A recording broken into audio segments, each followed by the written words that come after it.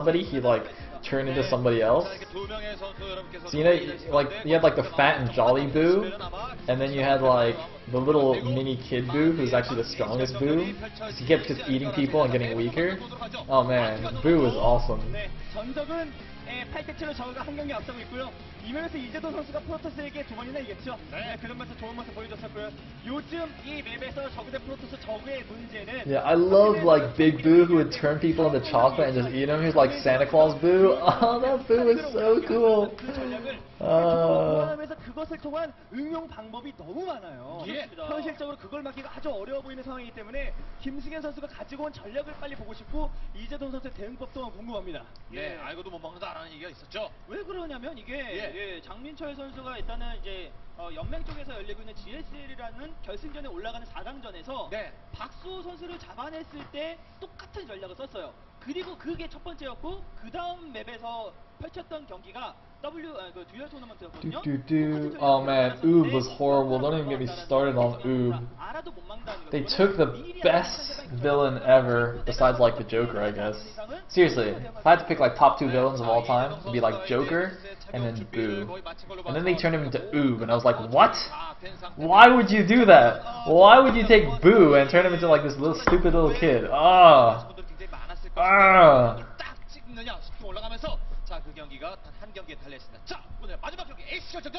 Oob was like one of the worst things to happen to DBZ. I hope I didn't spoil that for anybody. Could you imagine someone's like, no, I just started watching DBZ, why? Sorry guys. Boo comes back as Oob.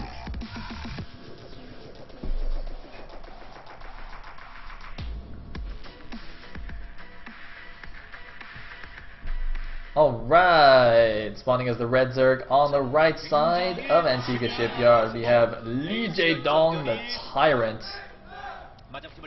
Thank you for guessing teammate. And in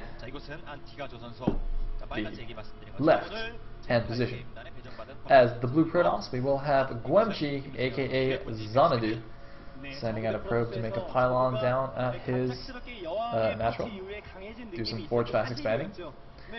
I'm still waiting to see one of these Kespa Pro Gamer guys do that newfangled like gateway expand that like Naniwa made up for his match against DRG.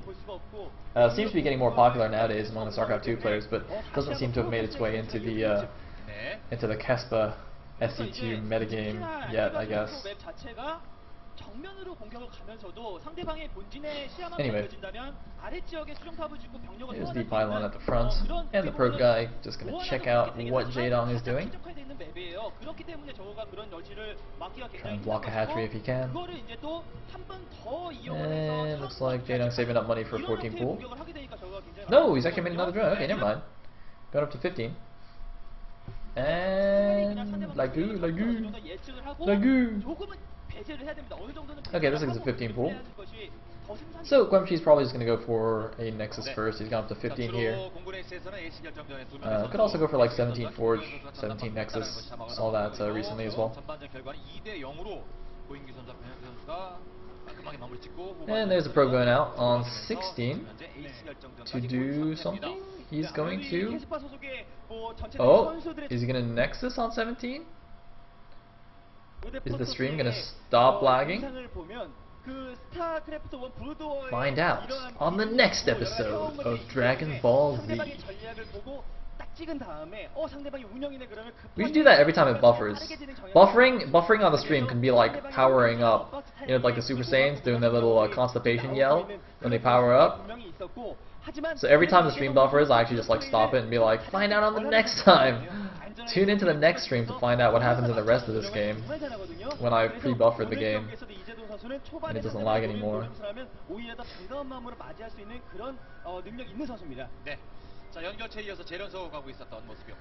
So, second pylon there, added the front to help wall that in. It's a pretty wide little ramp there.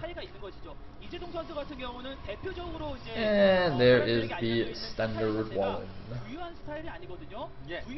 Actually, a lot of players will generally put the gap on the other side. Like, Gwemchi has actually put the gap in his wall closer to his ramp.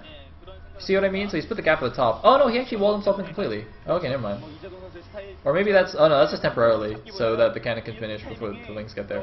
So he's gonna cancel that pylon now. Yeah, cancel? Maybe?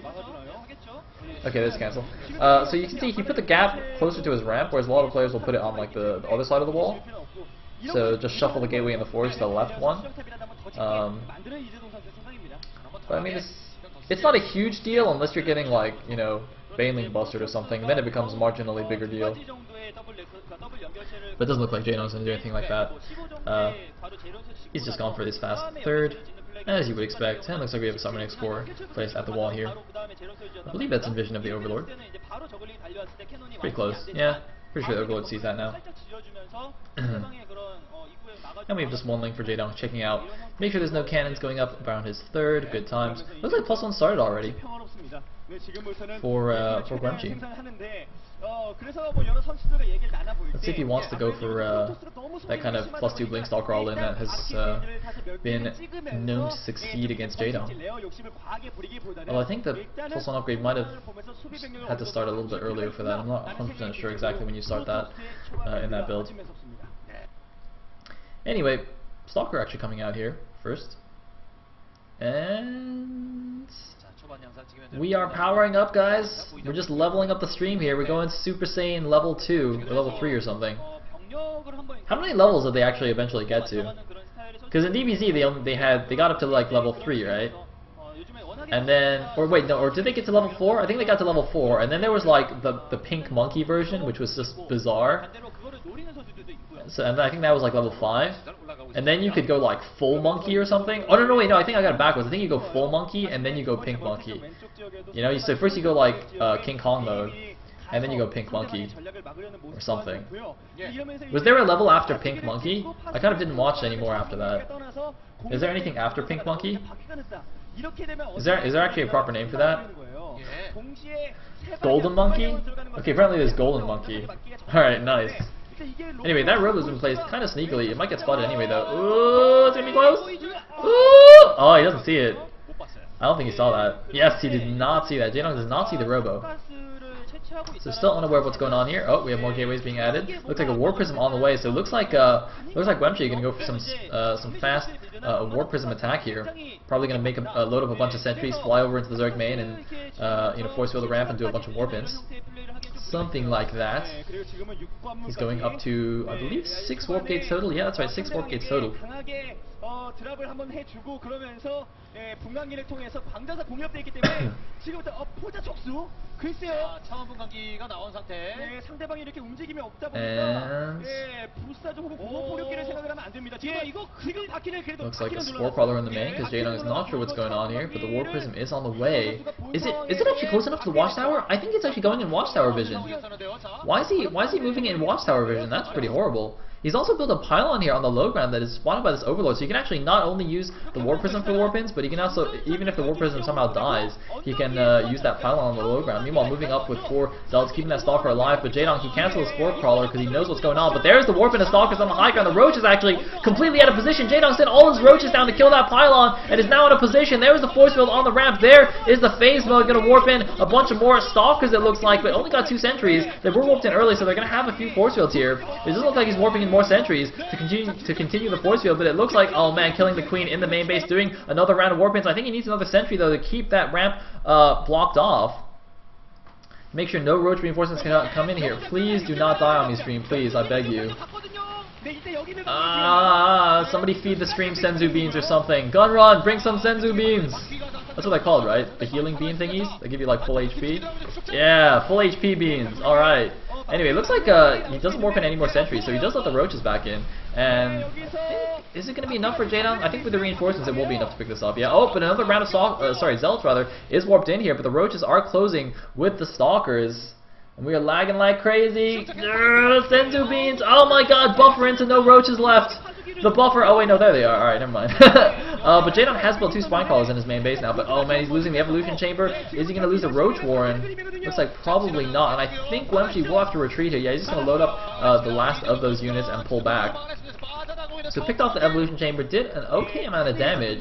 Let's take a look at the unit tab. It's like 53 drones to 48 probes, 17 roaches though still on the field, and not many units for Guemchi, but he does have 5 sentries and 1 immortal, so if he gets some good force fields off, he should still be okay against any kind of counterattack. Looks like the Queen going to try and run down that war prison, but that's not going to happen now that she is off creep. We look at the supplies, 117 for Jaedong against 81 supply of Guemchi. I mean, I don't know, I feel like that attack could have done a lot more. Like if Guemchi had warped in maybe a couple more sentries there, kept that ramp force fielded, I feel like he definitely could have done more damage, but well, too late for that now, I guess.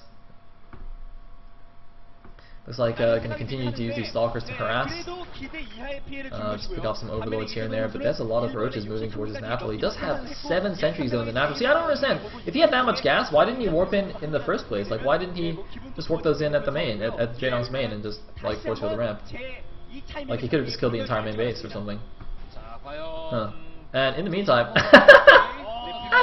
oh no, what have you done?